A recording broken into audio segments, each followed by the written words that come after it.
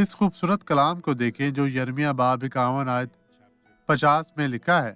بھائیو، یہ آیت درج ذیل ہے، تم جو تلوار سے بچ گئے ہو کھڑے نہ ہو، چلے جاؤ، دور ہی سے خداوند کو یاد کرو اور یروشلم کا خیال تمہارے دل میں آئے۔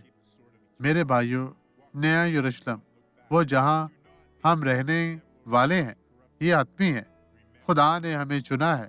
سال تقریباً ختم ہونے والا ہے اور ہماری اسیری بھی ختم ہو جائے گی، یعنی وہ لوگ جو گناہ میں جی رہے ہیں وہ اس نئے سال میں خدا کے قریب آئیں اور اپنی برکت پائیں، گناہ سے بچیں اور یسوع کو اپنا نجات دہندہ مانیں۔